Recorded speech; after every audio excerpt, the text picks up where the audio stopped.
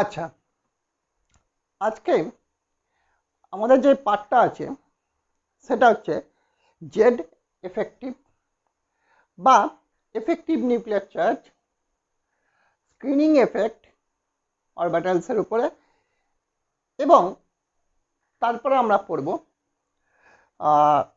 কিছু ইলেকট্রন বিন্যাস, that is electronic কনফিগারেশনস।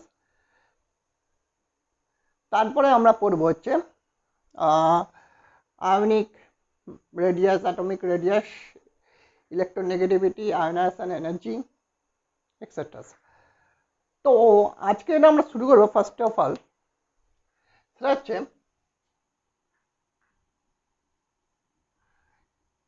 Effective nuclear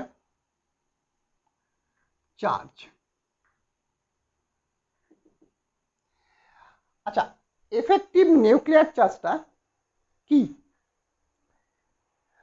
যদি বুঝতে হয় তাহলে দেখো, আমরা আলোচনা করি এফেক্টিভ নিউক্লিয়ার চার্জটা কি অ্যাকচুয়ালি। ধরো এটা একটা প্রোটন নিউক্লিয়াস আছে এবং এর চারপাশে ইলেকট্রন কি করছে, আবর্তন করছে। ধরে নাও এখানে দুটো বা তিনটে বা চারটে, পাঁচটা, ছটা, যটাই থাক না কেন একটা ইলেকট্রন আছে, ঠিক আছে। এইবার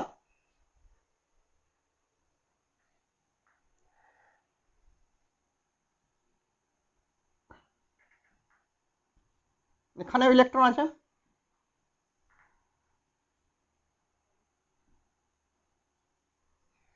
এটা। এবার দেখো নিউক্লিয়াস থেকে এফেক্টিভ নিউক্লিয়ার চার্জটা কি, দেখো নিউক্লিয়ার চার্জ কি অ্যাকচুয়ালি, তো what is the difference between effective nuclear charge and nuclear charge. তো ফার্স্ট অফ অল আমি বলি নিউক্লিয়ার চার্জটা হচ্ছে যে number of protons in the nucleus, ঠিক আছে। তো নিউক্লিয়ার চার্জ কি, nuclear charge equals to number of protons in present in nucleus। একটা নিউক্লিয়াসের মধ্যে যতগুলো প্রোটনস থাকবে, ঠিক আছে, সেটাই হচ্ছে ওর নিউক্লিয়ার চার্জ, ঠিক আছে। This is we can call is also actual nuclear charge. And what is the effective nuclear charge? The effective nuclear charge is the attraction of outermost electron to the nucleus is called effective nuclear charge. Okay, now এই দুটোর মধ্যে ডিফারেন্টটা কি, what is the difference between the effective nuclear charge and actual nuclear charge? দেখো ব্যাপারটা হচ্ছে according to Coulomb's rule, the attraction force working between the electron and the nucleus is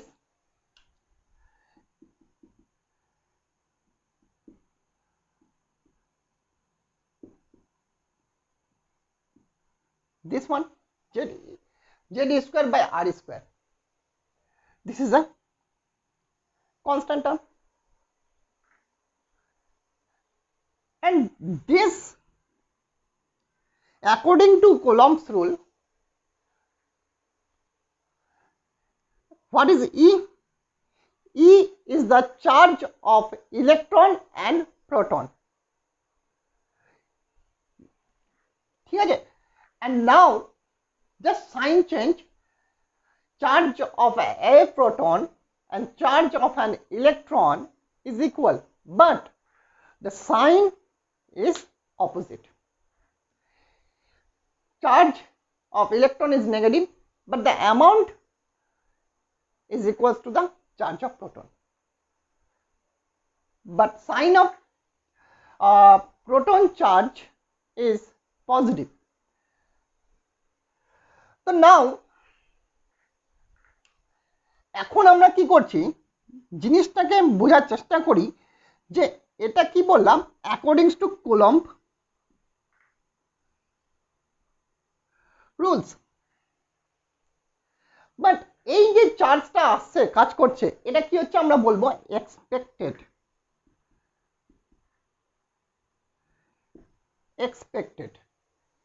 This is expected force between this, but not actual force. Okay, আমরা একটু detail আবার বুঝে নিই জিনিসটা। এখানে number of protons what, z, and charge of protons, charge of a proton is E. So that is total charge of nucleus is Ze, and a single electron charge is E. Okay, now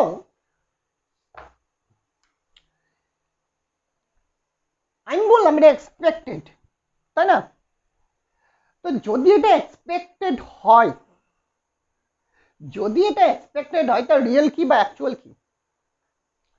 actual কিন্তু এর তুলনায় কিছু কম হয়। ঠিক আছে, আবার বলছি অ্যাকচুয়ালটা কিন্তু এর তুলনায় কিছু কম হয়, যেটা হচ্ছে জেড এফেক্টিভ বলি, সেটাকেই আমরা জেড এফেক্টিভ বলি। এই অ্যাকচুয়ালটা কম কেন হয়? অ্যাকচুয়ালটা কম হওয়ার কারণ দেখো, এই যে নিউক্লিয়াসটা আছে এই ইলেকট্রনকে টানছে, that's very fine, okay. It attracts, the nucleus attracts the outermost electron towards itself, okay, but at that time the inner electrons repel this electron, the outermost electron, and these things what things, the repelling of the inner electrons, repelling the outermost electrons is called repelling কার দ্বারা হচ্ছে, কি হচ্ছে, inner sell দ্বারা, inner electrons দ্বারা হচ্ছে। তাহলে কি হচ্ছে দেখো, বাইরের যে ইলেকট্রনটা আছে, আউটার মোস্ট ইলেকট্রনটা যেটা আছে সেটা কার দ্বারা রিপেলড হচ্ছে, এটার দ্বারা। তো রিপেলিং the outermost electron is known as screening effect or penetrating effect or shield effect. তো দিস কি করছে, এই যে আসছে মানেটা কি হচ্ছে দেখো, এর যেটা টানছে সেটা হচ্ছে Z(E)² বাট এ আমার কিছুটা বল প্রয়োগে ঠেলছে, তাহলে এফেক্টিভটা কি হচ্ছে, তার মানে এটাকে কি বলে আমরা স্ক্রিনিং এফেক্ট। তার মানে জেড এফেক্টিভটা কি হলো, জেড এফেক্টিভটা কি তাহলে হচ্ছে, দেখো জেড এফেক্টিভটা হচ্ছে যে Z that is number of protons or actual nuclear charge minus sigma, which is called screening coefficient, and it is also a constant term.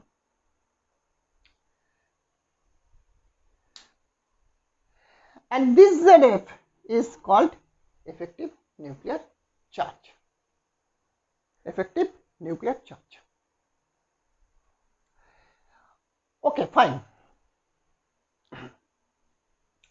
Now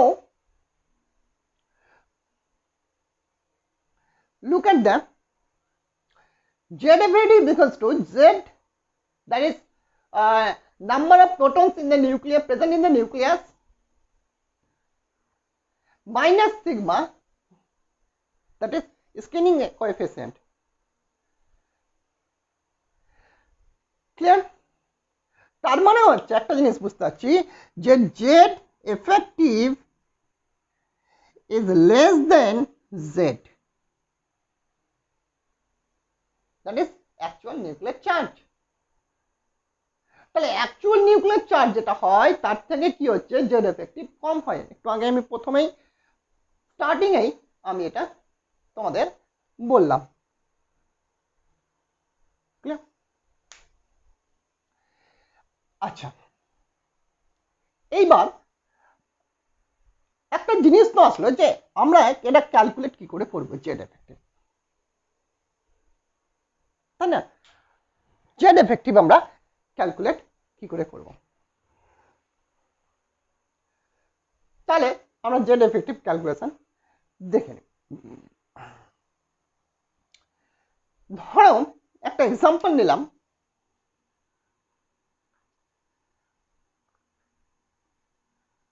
potassium. ঠিক আছে, তো এর ইলেকট্রন বিন্যাস প্রথমে আমাকে করতে হবে। এর অ্যাটমিক নাম্বার কত? 19। তার মানে হচ্ছে দ্য অ্যাটমিক নাম্বার 19 মানে হচ্ছে number of protons in the nucleus is 19। Clear? আচ্ছা, নাও what is the electronic configuration? What? First orbital 2, first orbital 2, second orbital 8, third orbital 8, fourth orbital 1, K, L, M, N. Is it clear? Acha, that is here Z equals to 19. Here Z equals to 19. Here Z equals to 19. So how can we calculate the sigma, that is scattering coefficient? Let's see. মনে রাখবেন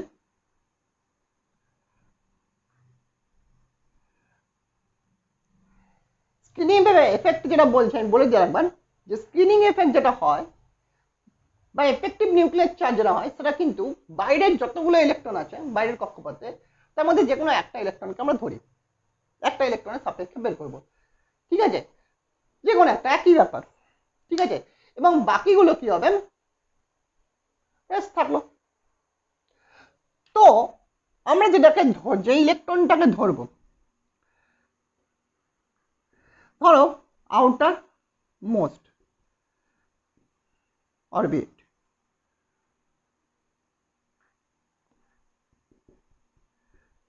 electrons. ঠিক আছে, outer most ধরে নাও ওরা N, NS, NP, ND, whatever. ঠিক আছে, বাইরের কক্ষপথে ইলেকট্রন আছে এটা এন। বাইরের কক্ষপথ বলতে আমরা প্রিন্সিপাল কোয়ান্টাম নাম্বার দিয়ে বোঝাই, সেটা এন। বাইরের কক্ষপথ আউটার মোস্টকে এন ধরলাম, প্রিন্সিপাল কোয়ান্টাম নাম্বার। আচ্ছা, এই আউটার মোস্ট ইলেকট্রন যতটা থাকবে তার সাথে number of outer most electrons, কিন্তু বাকি রাখবো ব্র্যাকেটে রাখবো রিমেনিং। রিমেনিং মানে এই যে একজনকে আমরা ধরছি, একজন সাপেক্ষে করছি, ও বাদ দিয়ে রিমেনিং বাকিটা। কথাটা বুঝতে হবে তো? বাকিটা তার মানে যতটাই থাক না কেন ইলেকট্রন বাইরের কক্ষপথে তার থেকে একটা কম নিব number of outer most electrons হিসাবে। কথা বুঝতে হবে? ইন্টু 0.35। ঠিক আছে, এইবার n-1 অরবিট ইলেকট্রনসের ক্ষেত্রে কি হবে? n-1 ইলেকট্রনসের ক্ষেত্রে আমরা কি ধরবো? n-1 ইলেকট্রনসের ক্ষেত্রে জিরো নাম্বার অফ, একই ব্যাপার, নাম্বার অফ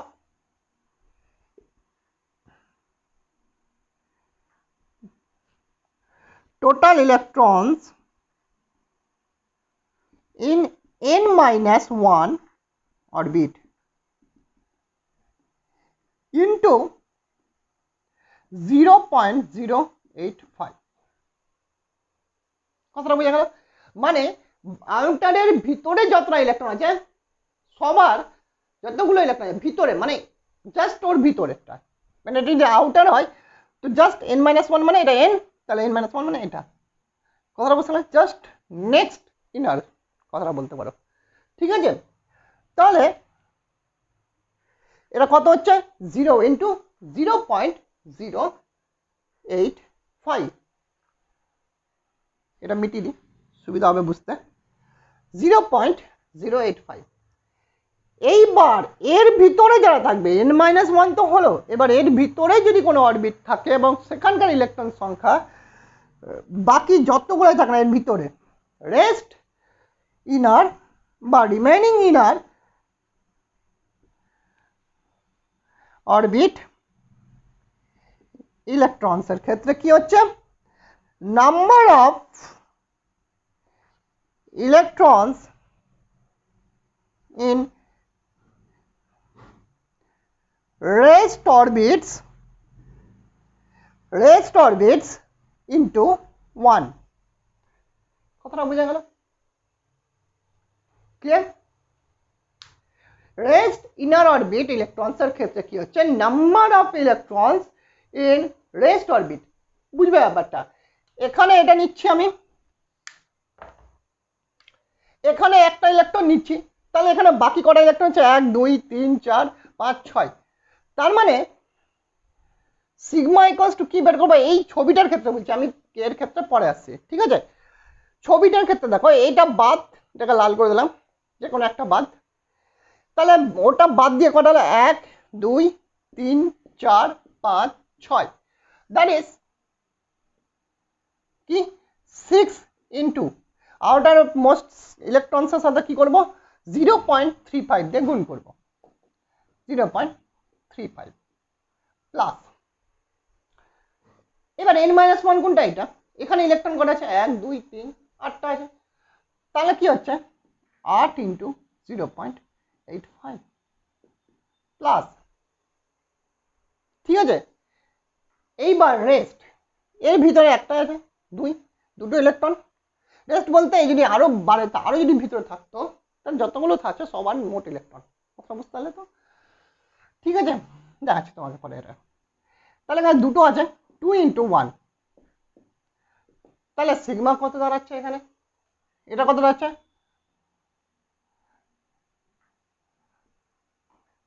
2.1, তাই তো? 30 18 21, ঠিক আছে? Plus 6.8 plus 2, that is 10.9।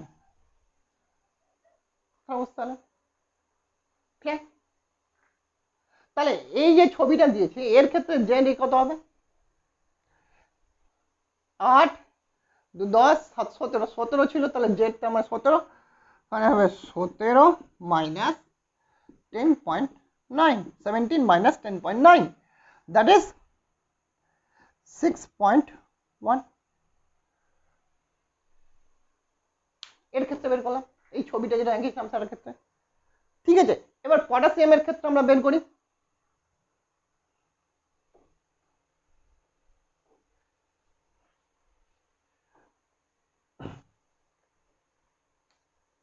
এবার আমরা কার ক্ষেত্রে বের করব? পটাশিয়ামের ক্ষেত্রে। পটাশিয়ামের ক্ষেত্রে দেখো সিগমা ইকুয়ালস টু, এখানে আউটার মোস্টে কটা আছে?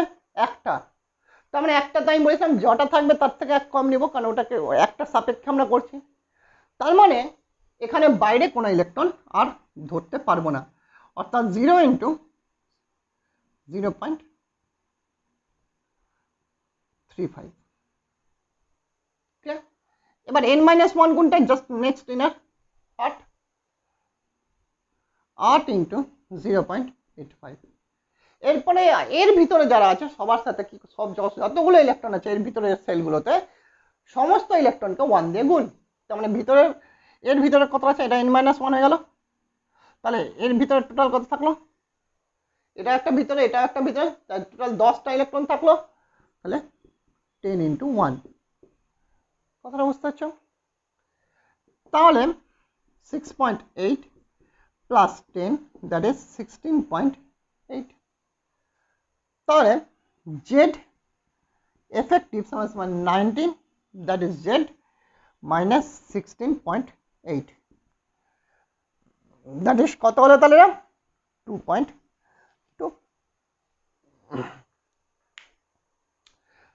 অবশ্যই পজিটিভ, তো প্লাস 2 আমরা ধরবো। যেমন এটা আমাদের 6.1, এটাও পজিটিভ, তাহলে এটা কি ধরবো? প্লাস 6। কথা বুঝতে পারছো তো? এইভাবে আমরা পয়েন্টটাও লিখতে পারি, কোনো সমস্যা নেই। এইভাবে আমরা জেড এফেক্টিভ নিউক্লিয়ার চার্জটা বের করতে পারলাম। ক্লিয়ার? আচ্ছা,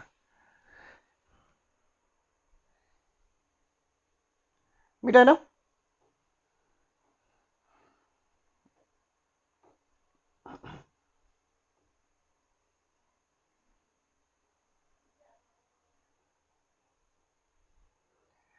বুঝতে পেরেছো তাহলে এফেক্টিভ নিউক্লিয়ার চার্জটা কি? আচ্ছা, ফাইন।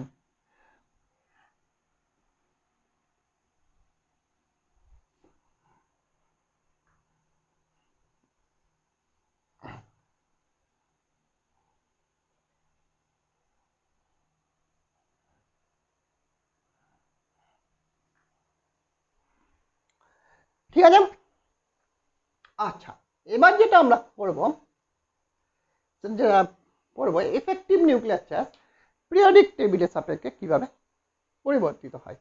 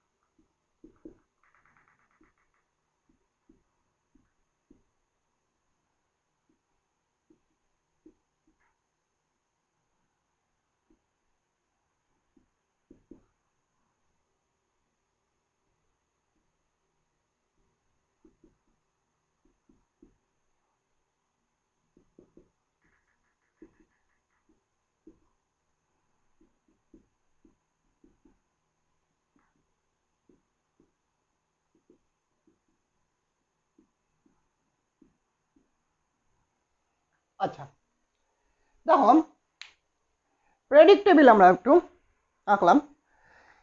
এই পিরিয়ডিক টেবিলে যে আঁকলাম এখানে দেখো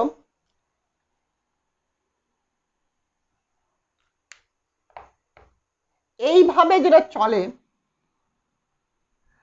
এইভাবে উপর থেকে নিচ পর্যন্ত, এটাকে আমরা গ্রুপ বলি, group.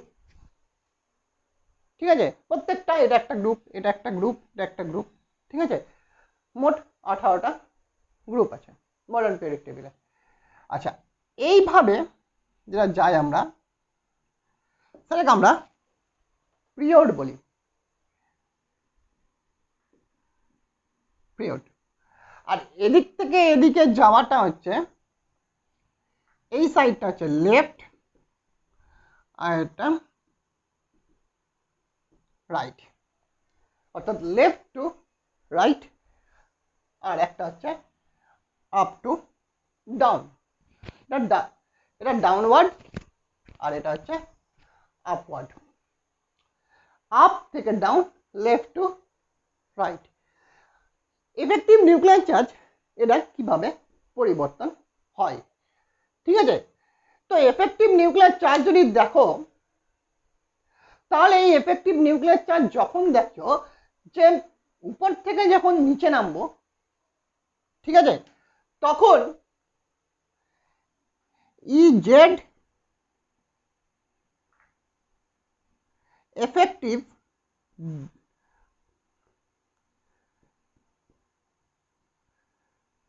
Decreases, Z effective decreases. কিন্তু এই যে ডিক্রিজিং এর পরিমাণটা এতটাই কম যে এটাকে আমরা নেগলিজেবল বলে থাকি।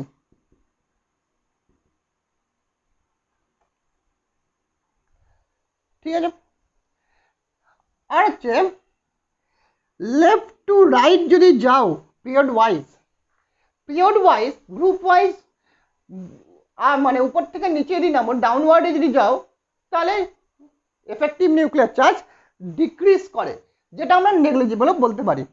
ঠিক আছে, আর এদিক থেকে এদিকে যদি যাও, অর্থাৎ লেফট টু রাইটে যদি যাও পিরিয়ড ওয়াইজ, ঠিক আছে, লেফট টু রাইট যদি যাও, তাহলে Z effective, that is effective nuclear charge increases. ঠিক আছে, ক্লিয়ার?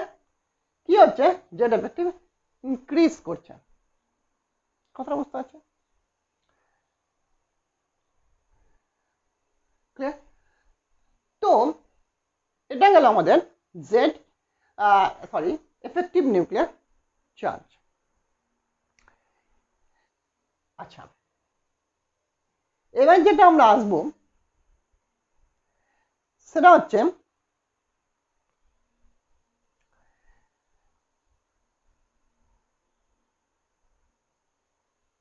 অ্যাটমিক রেডিয়াস বা আয়নিক রেডিয়াস বা মেটালিক রেডিয়াস নিয়ে। আর পিরিয়ড ওয়াইজ মানে পিরিয়ডিক টেবিলে ওরা কিভাবে ভ্যারিয়েবল হয়। তো দেখো, ফার্স্ট অফ অল আমরা যখন দেখবো এটা, তো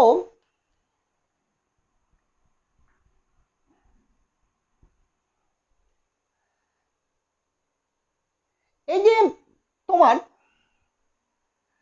রেডিয়াস যে বা সাইজ আছে, সেই সাইজটা কত রকম ভাবে ডিফাইন করা হয়, টাইপস কত রকম হয়। দেখো, অ্যাটমিক বা আয়নিক সাইজ কিভাবে হচ্ছে, একটা হচ্ছে কোভ্যালেন্ট রেডিয়াস।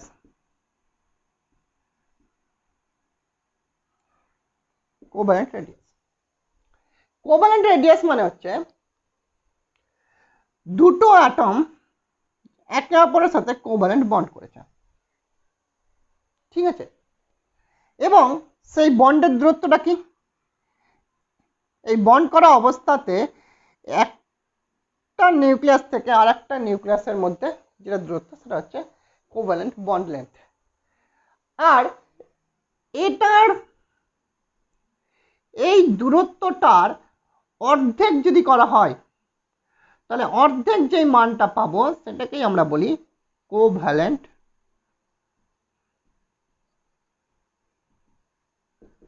রেডিয়াস। কথা বুঝতে পারছো? ক্লিয়ার? আচ্ছা, এইবার আমরা এগিয়ে যাব, নেক্সট রেডিয়াস কি আছে, মেটালিক রেডিয়াস, তাই না? তো দেখো, মেটালিক রেডিয়াস কি,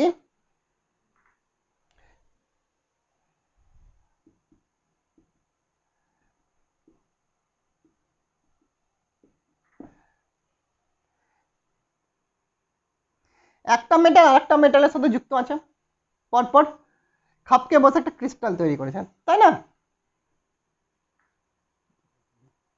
এইভাবে, ক্লিয়ার? তো এই অবস্থায় এই মেটাল থেকে আরেকটা মেটালের নিউক্লিয়াসের মধ্যে যে দূরত্ব, তার অর্ধেকটাই হচ্ছে মেটালিক রেডিয়াস। Simple, clear?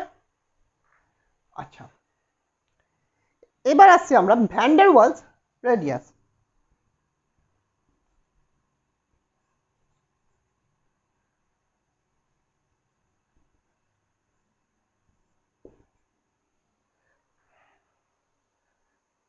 ঠিক আছে, ভ্যান ডার ওয়ালস রেডিয়াস কি করে মেজার করা হয়, মানে এইভাবে মেজার করা হয়, এটা টোটালটা মেপে অর্ধেক করে দেওয়া হয়, এই টোটাল দিয়ে অর্ধেক করা হয়, ঠিক আছে। ভ্যান ডার ওয়ালস রেডিয়াসটা কি হয়, কি জানিস, যে ধরো একটা মলিকুল আছে, অ্যাটমে যুক্ত আছে, পাশে সেম অ্যাটম আবার সেম মলিকুল তৈরি করে রেখেছে, এবং এদের প্রতিবেশী যেটা পাশাপাশি যে অ্যাটমগুলো আছে তাদের নিউক্লিয়াসের মধ্যে যে দূরত্ব এবং তার অর্ধেক, তাই হচ্ছে ভ্যান ডার ওয়ালস রেডিয়াস।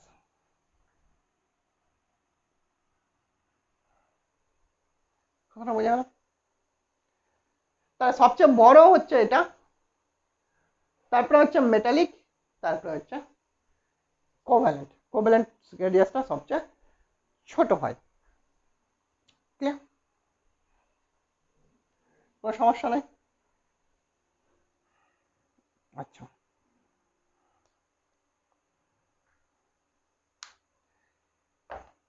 এবার বলি, যখন তুমি period wise left to right যাবে তখন অ্যাটমের সাইজ কমতে থাকে। কথা বুঝতে পারছো? কেন?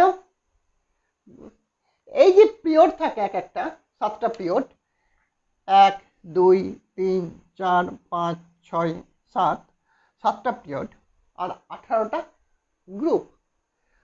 তো যখন তুমি একটা পিরিয়ড বরাবর যাবে তখন তার কক্ষপথের সংখ্যা সেম থাকে, কিন্তু ইলেকট্রন এবং প্রোটন সংখ্যা বৃদ্ধি পায়।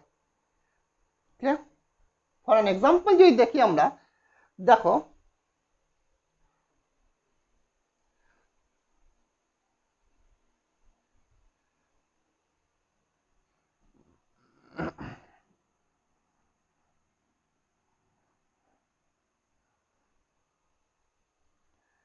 সাপোজ ধরো হাইড্রোজেন, 1 নম্বর পিরিয়ড অনুসারে যাচ্ছে, হাইড্রোজেনের ইলেকট্রন সংখ্যা আর প্রোটন সংখ্যা কত 1। হাইড্রোজেন থেকে যদি লেফট টু রাইট যায় তাহলে একদম নেক্সটে পাবো হিলিয়াম, এর কত 2।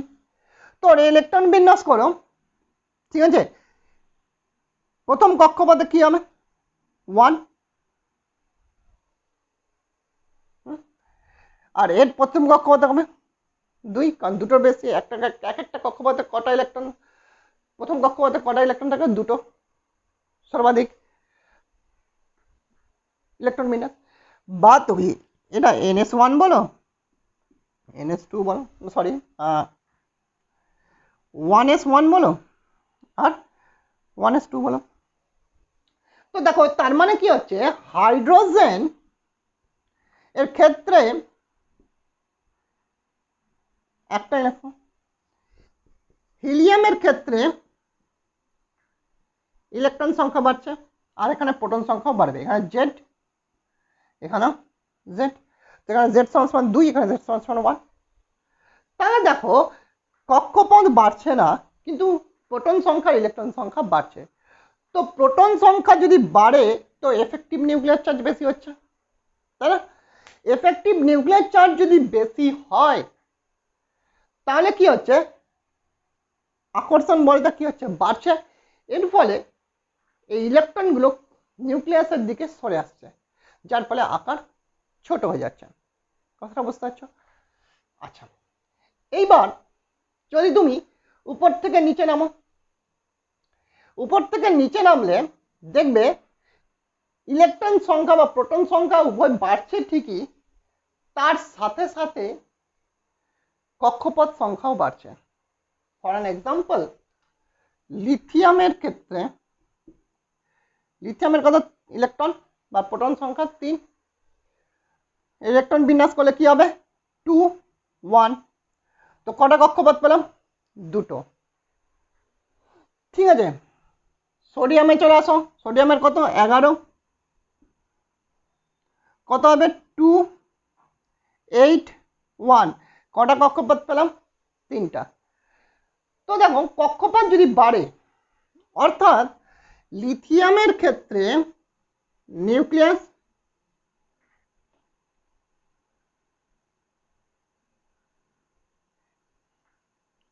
দুটা একটা, ঠিক আছে, আর সোডিয়ামের ক্ষেত্রে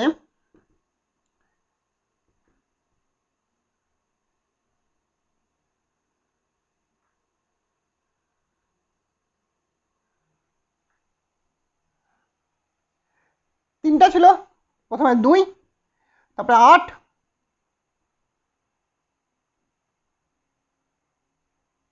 তারপরে 1। তো অবভিয়াসলি দেখো ব্যাপারটা বুঝো, যদি কক্ষপথ বাড়ে তো জায়গা বেশি নিবে, এটা এখানেই শেষ, এরপরে আর কেউ নাই হওয়া, কিন্তু এরপরে আবার আসছে একটা, তার মানে আকার কি হচ্ছে বৃদ্ধি পাচ্ছে। তাই উপর থেকে যদি নিচে নামো, গ্রুপ ওয়াইজ যদি নিচে নামো, তাহলে বাইরের কক্ষপথের ইলেকট্রন সংখ্যা সেম থাকে, কিন্তু কক্ষপথের সংখ্যা বৃদ্ধি পায়, ইলেকট্রন সংখ্যা বৃদ্ধি পায়, প্রোটন সংখ্যা বৃদ্ধি পায়, উপর থেকে নিচে নামলে কোনো সমস্যা নাই।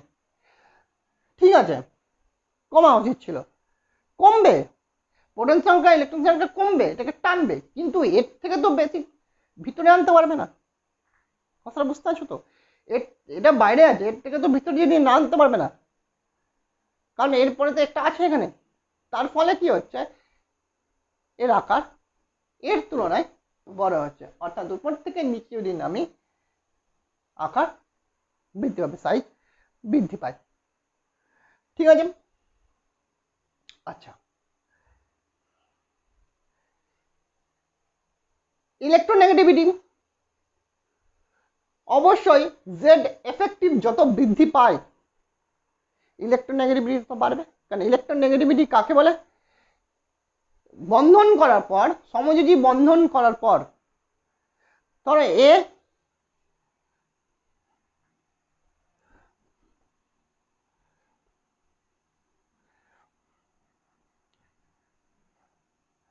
এবার আমরা পড়ছি ইলেকট্রোনেগেটিভিটি।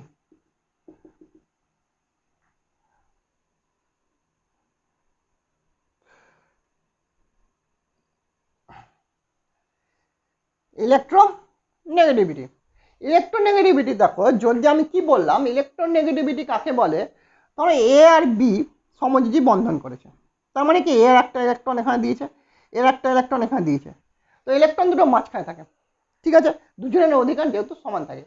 কিন্তু যে কোনো একজন হয়তো এই ইলেকট্রনটাকে নিজের দিকে আকর্ষণ করছে, টানছে, কি সমযোজী বন্ধন করার পর এই যে ইলেকট্রনকে নিজের দিকে টানার প্রবণতা বা tendency two attract the electron after formation of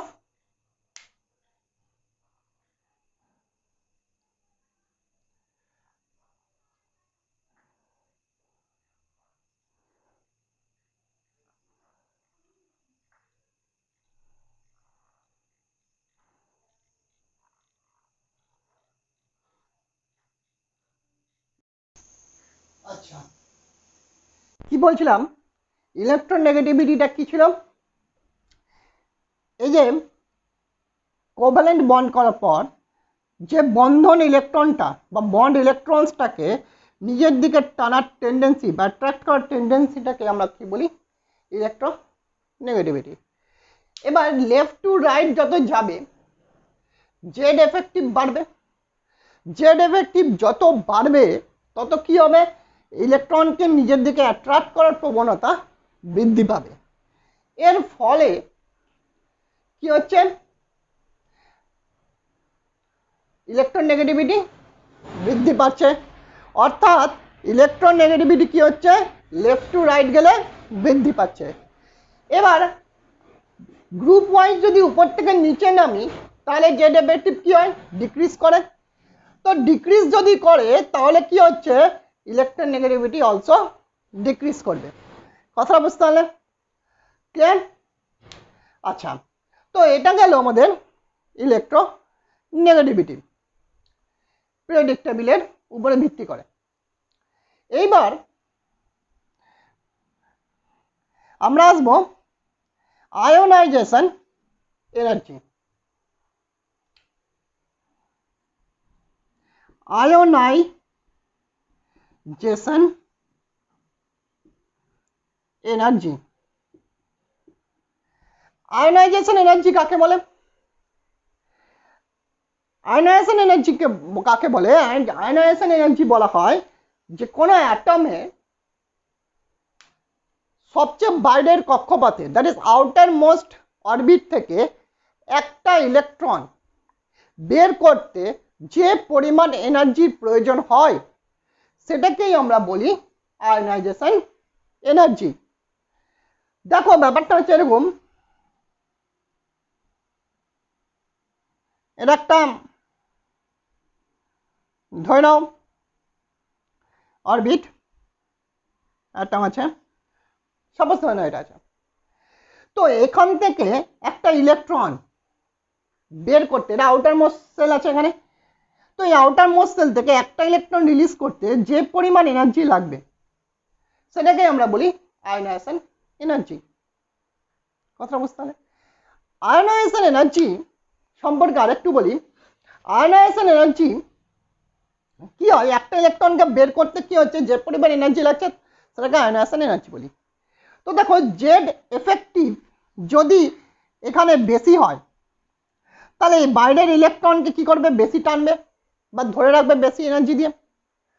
তার ফলে এই এনার্জিটা ভাঙতে বা এই ইলেকট্রনটাকে বের করতে কি করতে হবে? প্রথমে এই এনার্জিটাকে, যে এনার্জিতে টানছে জেড এফেক্টিভটা নিউক্লিয়ার চার্জটা, সেটাকে কি করতে হবে? ভাঙতে হবে, ব্রেক করতে হবে। তো যদি জেড এফেক্টিভ বেশি থাকে তাহলে বেশি এনার্জি লাগবে ব্রেক করতে, তার ফলে আয়নাইজেশন এনার্জি অলসো বেশি লাগবে। কথাটা বুঝতে পারলে? সুতরাং জেড এফেক্টিভ যত বাড়বে আয়নাইজেশন এনার্জি তত বৃদ্ধি পাবে। ক্লিয়ার? অর্থাৎ লেফট টু রাইট যদি যায় তাহলে আয়নাইজেশন এনার্জি কি করবে বলো? এক্স্যাক্টলি, আয়নাইজেশন এনার্জি কি হবে? জেড এফেক্টিভ বাড়ে তাহলে আয়নাইজেশন এনার্জি বাড়বে। ক্লিয়ার? আচ্ছা, আরেকটা বলি, আয়নাইজেশন এনার্জি এইভাবে ভাগ করা হয়। ফার্স্ট আয়নাইজেশন এনার্জি, অর্থাৎ বাইরের কক্ষপথে প্রথম ইলেকট্রন বা একটা ইলেকট্রন বের করতে যে এনার্জিটা প্রয়োগ হয় সেটা হচ্ছে first ionisation energy. Second ionisation energy, বাইরের কক্ষপথে দ্বিতীয় ইলেকট্রনটা বের করবে এবার, তো যে এনার্জিটা প্রয়োজন পড়বে সেটাকে আমরা বলবো সেকেন্ড আয়নাইজেশন এনার্জি। এইভাবে থার্ড, ফোর্থ, এইভাবে আস্তে আস্তে আয়নাইজেশন এনার্জি এইভাবে সিরিজ হয়। One, first, second ionisation energy, third ionisation energy হবে। তো একটা জিনিস মনে রাখবে, first ionisation energy second ionisation এনার্জির চেয়ে কম হয়, আবার second ionisation energy third ionisation এনার্জির চেয়ে কম হয়। অর্থাৎ যত এদিকে আরো যাবো আয়নাইজেশন এনার্জি, যত বেশি ইলেকট্রন বের করতে যাবো তত বেশি এনার্জিও প্রয়োজন পড়বে। এর কারণটা কি? ধরে নাও এখানে মোট প্রোটন সংখ্যা 6টা আছে, ঠিক আছে? এইবার যদি ইলেকট্রন একটা বেরিয়ে যায় তাহলে কি হচ্ছে? ইলেকট্রনের তুলনায় কি হচ্ছে? প্রোটনের সংখ্যা বেড়ে যাচ্ছে, যার ফলে জেড এফেক্টিভও বেড়ে যাচ্ছে, অর্থাৎ অ্যাট্রাকশন বলটাও বেড়ে যাচ্ছে। তার ফলে দ্বিতীয় ইলেকট্রনকে যখন বের করতে হবে, যেহেতু বেশি এনার্জি আরো কাজ করছে, সেহেতু কি হচ্ছে? আরো বেশি এনার্জি দিয়ে বের করতে হবে। এবার দ্বিতীয়টাও যদি বেরিয়ে যায়, বের করে দেওয়ার পর আরো ইলেকট্রন সংখ্যা কমে যাচ্ছে, কিন্তু প্রোটন সংখ্যা কিন্তু 6টাই থাকছে। এর ফলে ইলেকট্রনের প্রতি প্রোটন বা নিউক্লিয়াসের যে আকর্ষণ বলটা সেটা আরো বেড়ে যাচ্ছে। আরো বেড়ে যাওয়ার জন্য থার্ড ইলেকট্রন বের করতে আরো বেশি এনার্জি প্রয়োজন হচ্ছে। এইভাবে আয়নাইজেশন এনার্জি বৃদ্ধি পাচ্ছে। আচ্ছা, আর একটা ফ্যাক্টর আছে যেটা আয়নাইজেশন এনার্জিকে এফেক্ট করে, বা ওর এফেক্ট দেখা যায় আয়নাইজেশন এনার্জির উপর। কি সেটা? ইলেকট্রন বিন্যাসের ব্যাপারে দিয়ে দেখতে হবে। ফর একটা এক্সাম্পল নিয়ে নিচ্ছি, নাইট্রোজেন আর অক্সিজেন, ঠিক আছে? নাইট্রোজেন থেকে যদি অক্সিজেনে যাও তাহলে এটা কি লেফট থেকে রাইটে যাওয়া হচ্ছে, তাহলে হিসাব অনুসারে আয়নাইজেশন এনার্জি অক্সিজেনের বেশি হওয়া উচিত। কার তুলনায়? নাইট্রোজেনের তুলনায়। ফার্স্ট আয়নাইজেশন এনার্জি নাইট্রোজেনের তুলনায় অক্সিজেনের বেশি হওয়া উচিত, কিন্তু এটা উল্টো আছে, নাইট্রোজেনের ফার্স্ট আয়নাইজেশন এনার্জি অক্সিজেনের তুলনায় বেশি। কেন এটা দেখিনি আমরা। নাইট্রোজেনের ইলেকট্রন সংখ্যা 7, এবং এর যদি ইলেকট্রন বিন্যাস করি 1s2 2s2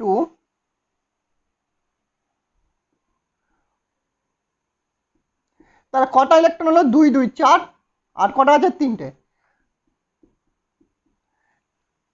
2p অরবিটালে সাধারণত 6টা ইলেকট্রন থাকে, কিন্তু আছে 3টে। তো এই ধরনের দেখো যতটা ইলেকট্রন ধারণ করতে পারবে, যতটা ইলেকট্রন এর মধ্যে ক্যাপাবিলিটি আছে ধরে রাখার, তার থেকে অর্ধেক ইলেকট্রন আছে, এটাকে আমরা বলি হাফ ফিল্ড। আর একটা হয় কমপ্লিট ফিল্ড, মানে 6টা ক্যাপাবিলিটি আছে তো 6টাই সম্পূর্ণ আছে, এটাকে আমরা বলি কমপ্লিটলি ফিল্ড। তো দেখবে যখন এই হাফ ফিল্ড বা কমপ্লিটলি ফিল্ড দেখতে পাবো, তখন সেই ইলেকট্রনিক কনফিগারেশনটার স্টেবিলিটি অনেক বেড়ে যায়। কথাটা বুঝতে পারছো? এবার অক্সিজেনে যদি দেখি,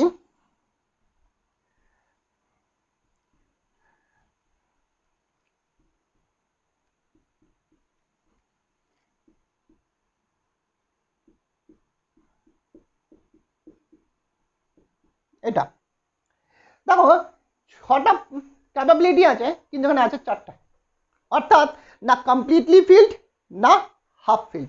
তার মানে এখানে স্টেবিলিটি বৃদ্ধি পাওয়ার কোনো ব্যাপার নেই, কিন্তু এখানে ইলেকট্রনিক কনফিগারেশনটা স্টেবিলিটি বৃদ্ধি পাচ্ছে, স্টেবিলিটি বৃদ্ধি পাচ্ছে।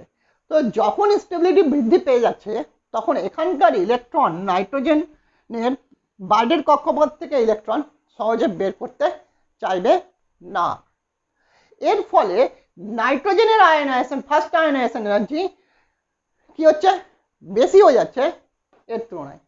দেখো এই যদি বের করতে চাই দুটো হয়ে যাবে, তো স্টেবল থেকে আনস্টেবল হয়ে যাবে।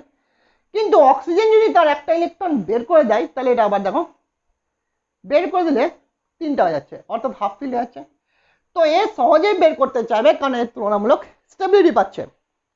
এই কারণে ইলেকট্রনিক কনফিগারেশন ব্যাপারটাও কিন্তু, হাফ ফিল্ড ফুল ফিল্ড ব্যাপারটাও কিন্তু আয়নাইজেশন এনার্জিকে ঠিক আছে কি করে, এফেক্ট করে। তার ফলে এরকম ধরনের যদি সিচুয়েশন তৈরি হয় যেখানে হাফ ফিল্ড আছে আর একটা পার্সিয়ালি ফিল্ড আছে, বা কমপ্লিটলি ফিল্ড আছে আর পার্সিয়ালি ফিল্ড আছে, তাহলে মনে রাখবে হাফ ফিল্ড বা কমপ্লিটলি ফিল্ড যেটা ইলেকট্রনিক কনফিগারেশন, তার স্টেবিলিটি পার্সিয়ালি ফিল্ড ইলেকট্রনিক কনফিগারেশনের তুলনায় বেশি। এর ফলে এখান থেকে যে হাফ ফিল্ড বা ফুল ফিল্ড ইলেকট্রনিক কনফিগারেশন আছে, সেখান থেকে একটা ইলেকট্রন বের করতে কি হচ্ছে, বেশি এনার্জির দরকার পড়ছে। এর ফলে আয়নাইজেশন এনার্জি ইনক্রিজ করে যাচ্ছে। কিন্তু দ্বিতীয়টার ক্ষেত্রে যখন যখন দেখবে তুমি পার্সিয়ালি ফিল্ড ইলেকট্রনিক কনফিগারেশন থাকছে, তখন তার ক্ষেত্রে কি হচ্ছে, এনার্জিটা তুলনামূলক কম লাগছে ইলেকট্রন বের করার জন্য। কেন, তার স্টেবিলিটি হাফ ফিল্ড কিংবা ফুল ফিল্ড কনফিগারেশনের তুলনায় কম থাকে। কথা বুঝতে পারছো? এই কারণে নাইট্রোজেনের আয়নাইজেশন এনার্জি অক্সিজেন অপেক্ষা অবশ্যই বেশি।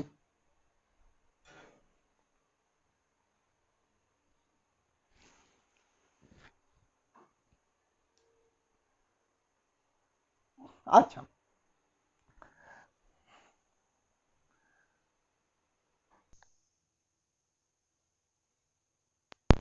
আচ্ছা, এবার আমরা এটা জানবো, সেটা হচ্ছে ইলেকট্রন অ্যাফিনিটি। তো ইলেকট্রন অ্যাফিনিটিটা কি, আগে এটা জানো। ইলেকট্রন অ্যাফিনিটি হচ্ছে কোন অ্যাটম গ্যাসীয় অবস্থায় আছে, ঠিক আছে, এটা নিউক্লিয়াস, ভিতরে কক্ষপথ আছে, ঠিক আছে, এইভাবে ইলেকট্রন আছে, সব ইলেকট্রন, নিউক্লিয়াসের চারিদিকে ইলেকট্রন আছে। আচ্ছা, গ্যাসীয় অবস্থায়, ঠিক আছে। এবার বাইরে ইলেকট্রন আছে, গ্যাসীয় অবস্থায় বাইরে থেকে ইলেকট্রনকে নিজের কক্ষপথে প্রবেশ করানো বা করতে যে পরিমাণ এনার্জি রিলিজ করে, দেখো আয়নাইজেশন এনার্জি কি বলছিলাম, যে ভিতর থেকে ইলেকট্রন বাইরে বের করছিলাম, এনার্জি দিচ্ছিলাম।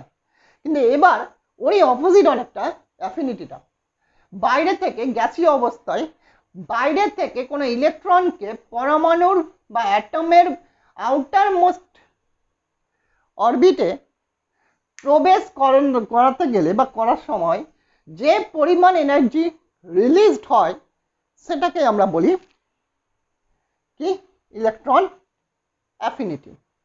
ক্লিয়ার? ইলেকট্রন অ্যাফিনিটি জিনিসটা কি, বা কিভাবে আমরা বলবো, কিভাবে প্রেডিক্টেবলে মেজার করবো, যে কি কি জিনিসের উপর ডিপেন্ড করছে, এগুলো জিনিস দেখবো আমরা। তো প্রথমে আমরা দেখি কি কি ফ্যাক্টরস আছে যার উপর, যেটা এফেক্ট করে ইলেকট্রন অ্যাফিনিটিকে, ঠিক আছে। এটা হচ্ছে অ্যাটমিক সাইজ,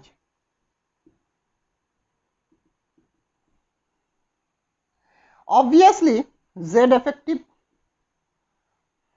মানে এফেক্টিভ নিউক্লিয়ার চার্জ। ঠিক আছে, আর যেটা একটু আগেই পড়ালাম, stability of half filled or completely filled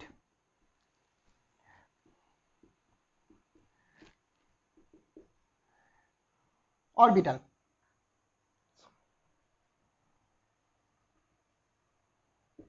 এই তিনটা ফ্যাক্টর আছে, যে ফ্যাক্টরটা এখানে আসছে। তার আগে আমি তোমাদের বলে দিই কি ব্যাপারটা এখানে ইলেকট্রন অ্যাফিনিটিটা ব্যাপারটা কিভাবে হচ্ছে, কিভাবে এটা ইজিলি আমরা বুঝতে পারবো। ব্যাপারটা হচ্ছে যখন ইলেকট্রন মুক্ত অবস্থায় থাকে তখন তার মধ্যে একটা এক্সেস এনার্জি থাকে, এবং যখনই ওই মানে কোনো কক্ষপথের মধ্যে প্রবেশ করবে তার এনার্জি কিছুটা কমে যায়, অর্থাৎ স্টেবিলিটি ইলেকট্রনের বেড়ে যায়। এইবার সাপোজ ধরো 20 ক্যালোরি, সাপোজ ধরো ইলেকট্রনের 20 ক্যালোরি এনার্জি আছে, ঠিক আছে। এইবার ভিতরে প্রবেশ করবে, তো ভিতরে ধরো ইলেকট্রনের এনার্জি হচ্ছে ধরো সাপোজ 5 ক্যালোরি। কি হচ্ছে, অ্যাটমের ভিতরে ওর এনার্জি হচ্ছে 5 ক্যালোরি, তাহলে এক্সেস এনার্জি কত হলো 15 ক্যালোরি, তাহলে এই এনার্জিটাই বেরোবে। তো যে এই এনার্জিটা বেশি দিচ্ছে তার অ্যাফিনিটিটা বেশি। ক্লিয়ার? এবার দেখো বুঝবে ব্যাপারটা, এক্সেস যে এনার্জিটা থাকছে সেই এনার্জিটাই কিন্তু রিলিজ করছে। ক্লিয়ার? এইবার ধরো এখানে কোনো বাধা সৃষ্টি হয়েছে প্রবেশ করার সময়, তাহলে সেই বাধাটা কাটিয়ে, ঠিক আছে, একটা কোনো বাধা সৃষ্টি হয়েছে, সেই বাধা কাটিয়ে ওকে যখন ইলেকট্রনকে যখন অ্যাটমের মধ্যে প্রবেশ করতে হবে তখন এই বাধাটা কাটানোর জন্য ওর কিছু এনার্জি কি হবে, লস হবে বা খরচা হবে, সেটা এক্সেস এনার্জি থেকেই যাবে। কথাটা বুঝে গেল? তো যদি কিছু এনার্জি খরচা হয়, সাপোজ ধরে নাও 2 ক্যালোরি এনার্জি খরচা হলো, তাহলে রেস্ট থাকলো কত 13 ক্যালোরি, তাহলে এবার এনার্জি রিলিজ কত হবে 13 ক্যালোরি। এবার ধরো কারো এই বাধাটা উপেক্ষা করতে বা কেটে প্রবেশ করতে 4 ক্যালোরি শক্তি খরচা হচ্ছে, তাহলে 15 calorie minus 4 calorie that is 11 calorie, তাহলে অ্যাফিনিটি কি হলো, কমে গেল। আরো সিম্পল ভাবে বোঝার চেষ্টা করো, একদম সিম্পল ভাবে, কথাটা বুঝতে পারছো তো? ক্লিয়ার? এইবার এই এফেক্ট গুলো আমরা আসছি। দেখো অ্যাটমিক সাইজ, অবশ্যই অ্যাটমিক সাইজ যত ছোট হবে নিউক্লিয়াস আর ইলেকট্রনের আকর্ষণ বল তত বৃদ্ধি পাবে, নো ডাউট এটা, ঠিক আছে। কিন্তু যদি অ্যাটমিক সাইজ ছোট হওয়ার সাথে সাথে একটা জিনিস মনে রাখবে, ইলেকট্রন ডেন্সিটিও বৃদ্ধি পাবে। কথাটা বুঝতে পারছো, ইলেকট্রন ডেন্সিটি কি হবে, বৃদ্ধি পাবে। তো দেখো ব্যাপারটা বুঝবে, ইলেকট্রন ডেন্সিটি যদি বৃদ্ধি পায়, ইলেকট্রন ডেন্সিটি যদি বৃদ্ধি পায় তাহলে কি হচ্ছে, ইলেকট্রন ডেন্সিটি যদি বৃদ্ধি পায় তাহলে কি হবে, এই ইলেকট্রনটাকে ভিতরে প্রবেশ করা থেকে বাধা দিবে সেই ইলেকট্রন ডেন্সটা, কারণ ইলেকট্রন ডেন্সিটি বৃদ্ধি পাওয়া মানে নেগেটিভ চার্জ বৃদ্ধি পাওয়া, ভিতরের মধ্যে নেগেটিভলি চার্জ, এবার আরেকটা ইলেকট্রন ওটাও নেগেটিভ চার্জ, তার ফলে কি হবে, একে অপরকে রিপেল করবে, দ্যাটস ওয়াই এখানে একটা বাধা সৃষ্টি হবে। ক্লিয়ার? কথা বুঝতে পারছো তো? এইবার বলি সাধারণত উপর থেকে নিচে নামলে গ্রুপ ওয়াইজ ইলেকট্রন নেগেটিভিটি কমে, এর কারণ কি, আকার বৃদ্ধি হচ্ছে। আকার যত বৃদ্ধি হবে তত কি হচ্ছে, নিউক্লিয়াস আর ইলেকট্রনের মধ্যে আকর্ষণ বল কমে যাচ্ছে। এইবার দেখো, যদি আকার বড় হয়, ইলেকট্রন আর নিউক্লিয়াসের মধ্যে দূরত্ব বেড়ে যাচ্ছে। এর ফলে ইলেকট্রনকে যখন এখানে প্রবেশ করতে হচ্ছে এদিকে এসে, তখন এই পথটা যে অতিক্রম করছে সেটা ওকে নিজে, মানে এখান থেকে কোনো অ্যাট্রাকশন বল কাজ করছে না বা কম কাজ করছে, তাহলে ওকে কিছুটা পথ হেঁটে আসতে, মানে ও নিজের শক্তি খরচা করে আসতে হচ্ছে। এর ফলে এই অ্যাট্রাকশন বল কম হওয়াটাও এক ধরনের বাধা হয়ে দাঁড়াচ্ছে, অর্থাৎ তোকে এনার্জি খরচা করতে হচ্ছে। সেই ক্ষেত্রে ধরো 15 ক্যালোরি এক্সেস আছে, দেখা গেল যে 8 ক্যালোরি শক্তি, যত দূরত্ব বাড়ছে তত বেশি ক্যালোরি শক্তি খরচা হচ্ছে। তো যত দূরত্ব বাড়ছে, কারণ তত অ্যাট্রাকশন বল কি হচ্ছে, কমে যাচ্ছে, তত বেশি ক্যালোরি খরচা করতে হচ্ছে ওকে অ্যাটমের মধ্যে আসতে। কথাটা বুঝতে পারছো? তত বেশি ক্যালোরি খরচা হচ্ছে, তার ফলে মানে 7 ক্যালোরি থাকছে, তাহলে অনেকটা অ্যাফিনিটি কমে যাচ্ছে। ক্লিয়ার? অর্থাৎ উপর থেকে নিচে নামলে আকার আস্তে আস্তে আস্তে অনেক বড় হতে থাকে, এর ফলে বাধা বাড়তে থাকে, অর্থাৎ অ্যাট্রাকশন বল কমতে থাকে।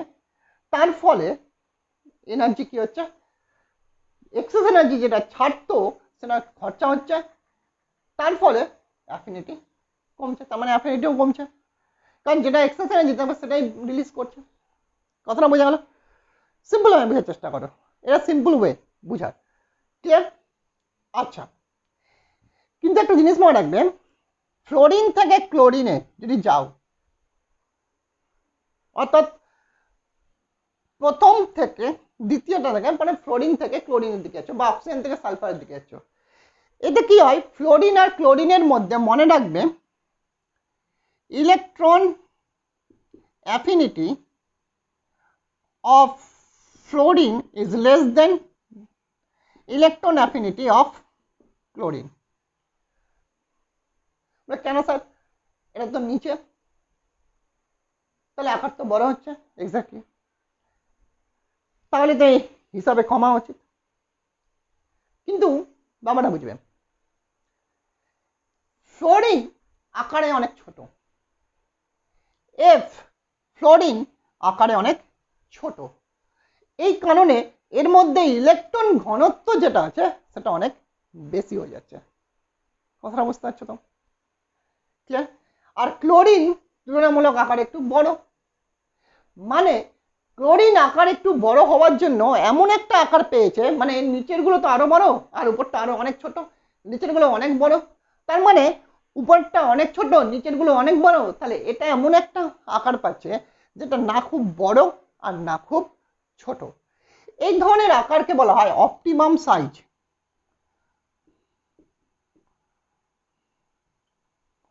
অপটিমাম সাইজ, অপটিমাম সাইজ, ঠিক আছে, বা অনুকূল আকার।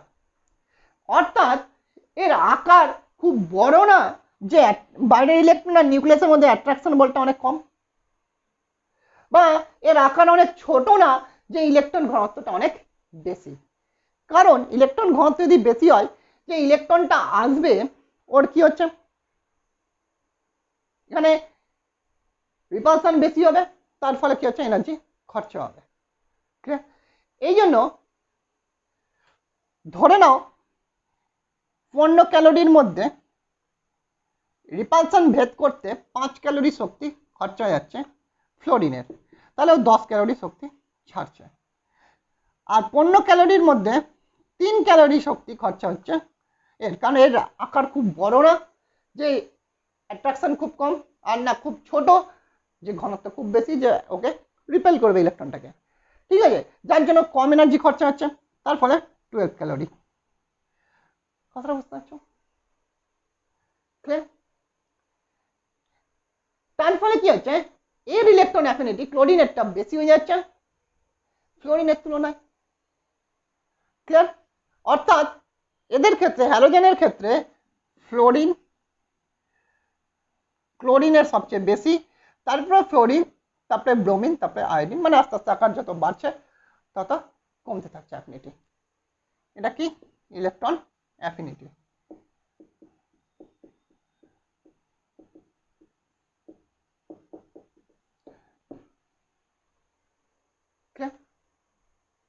কথাটা বুঝতে পারছো?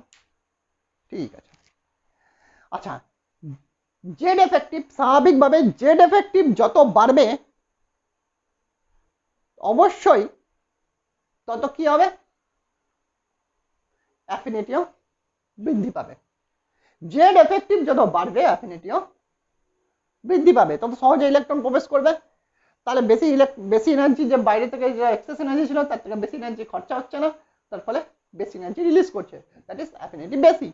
কথাটা বুঝতে পারলে?